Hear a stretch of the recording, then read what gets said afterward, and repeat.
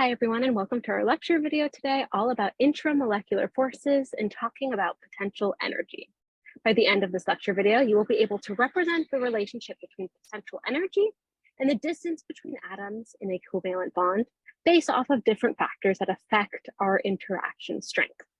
So, talking a little bit about potential energy of covalent bonds. What we've come to figure out is that nuclei are positively charged, and around that we have our electrons, which are negatively charged. When atoms interact with each other, there's some sort of attractive forces that hold together our nuclei and the electrons in our atom, but there's also repulsive forces between our nuclei. As atoms get closer together, the electrons in the other atoms are attracted to the other atom's positive nucleus. But at the same time, each atom has a positive nucleus and they don't want to be close to each other.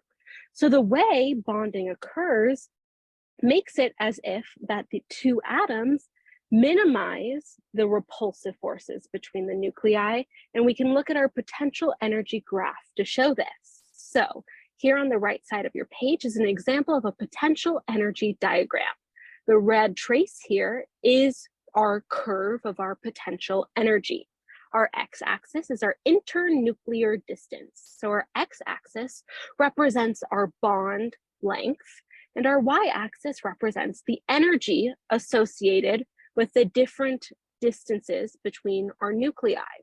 So our energy is in our units of joules. Let's start out here, right? So if I have a really big internuclear distance, inter means between our nuclei. So that means my atoms are really, really far apart, right? And as my atoms start to get closer to each other, and we're going to see this in action in class on Monday when we do a simulation to look into this, as the atoms move closer together, they start to interact with each other. There's attractive forces and there's also repulsive forces. So as I continue on this line, we start to notice there begins to be a change in energy. And the change in energy is starting to associate with the fact that attractive forces lower the potential energy of my system. So we start to lower our energy as we're going down. We notice that at this point right here, my nuclei are starting to get close together. And then as I continue down, we get to this little well part of our potential energy diagram. And down here is the perfect distance between our nuclei that has maximum attractive forces while minimizing our repulsive forces. So down here is kind of the sweet spot for our covalent bonding, and we'll come back to that. But if I continue to press my atoms closer and closer together, we notice that starts to severely increase my potential energy. And the reason that is because if I'm forcing atoms closer to each other, they're like, please, I want to get further away from each other because of the repulsive forces between our nuclei. So we're turning back to this kind of sweet spot down here. This well in our potential energy diagram represents our minimum point in our potential energy, which is actually now the length of our covalent bond. So the x coordinate here is our bond length. So for a hydrogen-hydrogen bond, the bond length is 0.74 picometers because that's our unit right here. And our covalent bond has an energy associated with that potential energy as well. And we can relate that to our bond strength. So the y coordinate tells us that the bond strength is related to 7.24 times 10 to the negative 19th joules. The strength is the absolute value of this negative potential energy value. So we have a graphical representation of how the distance between nuclei affects our energy. And ultimately, our covalent bond is that sweet spot where we have the minimum of our potential energy, which is down here at the bottom of our well. So there's different types of covalent bonds that we're going to draw upon and learn more about in our upcoming lectures. We have three primary types of covalent bonds. We have a single covalent bond, a double covalent bond, and a triple covalent bond. You don't have to worry right now about how these form, just for us to be able to identify that a single bond is the longest and weakest type of bond. The more bonds I have between atoms, the shorter and shorter the length gets. And the shorter the length gets signifies to us that those are going to be stronger bonds. So a triple bond is stronger than a single bond, and a triple bond is also shorter than a single bond. We can also start to relate this to our topic of atomic radius that we learned in our last unit and connect that to our bond length. So if I have for my bonds, for these 4 examples, F2, Br2, Cl2, and I2, all of those are single bonds. So what we're going to be comparing here is how the atomic radius ultimately affects our bond length.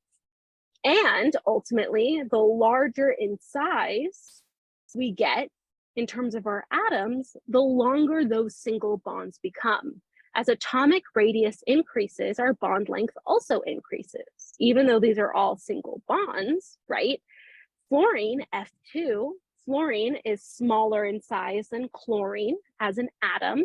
So when I have a molecule of 2 fluorines, that bond length is shorter, that bond length is larger. Backwards knowledge. For F2, right, it's the smallest atomic radius, so it's going to have the shortest bond length, whereas I2 is the largest atomic radius out of these 4 here, so it's going to have the longest bond length as well. So kind of talking through a practice problem now, and I'll talk through the logic of this before we see this in action in our next class. So here we have that the potential energy as a function of internuclear distance for 3 general diatomic molecules. Diatomic means a molecule with 2 of the same atom. We have X2, Y2, and Z2. And it's shown here on our graph. And it's asking us, based off of the data in the graph, which of the following correctly identifies our diatomic molecules. So one of the diatomic molecules is H2, one of them is N2, and one of them is O2. And our task is to decipher which curve is for which molecule. So the first thing that we're going to want to identify is that X2, by the way that the well of its curve hits, has the shortest bond length because it's closest to the origin. And that means Z2 has the longest bond length. Again, we know that because it's furthest away from the origin on our x-axis. The first thing that we want to do is evaluate our atomic radius size. Between hydrogen, nitrogen, and oxygen, hydrogen is significantly smaller than nitrogen and oxygen. Hydrogen is in our N equals 1 energy level, and nitrogen and oxygen are in N equals 2. So by default, hydrogen is a lot smaller than nitrogen and oxygen. Hydrogen has a significantly smaller radius than nitrogen and oxygen, but nitrogen and oxygen kind of are similar in size. So we're going to delve into that a little bit more. The next thing that I would encourage you to do is to compare similar size electron configurations for similar sized atoms. So I write that my nitrogen electron configuration is 1s2, 2s2, 2p3. Oxygen is 1s2, 2s2, 2p4.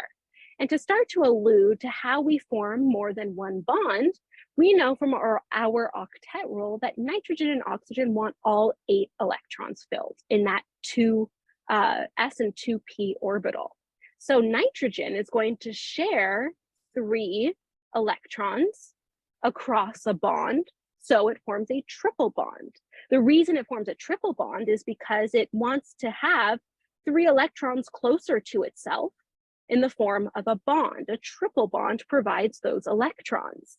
For oxygen, we need 2 electrons to form an octet, so it's going to want to form a double bond. So what we've just done is identify that nitrogen is going to form a triple bond and oxygen is going to form a double bond. And now what we can go ahead and say is, okay, I know nitrogen's a triple bond, oxygen's a double bond, and hydrogen, which we can identify also by that logic, is a single bond. It also has the smallest radius.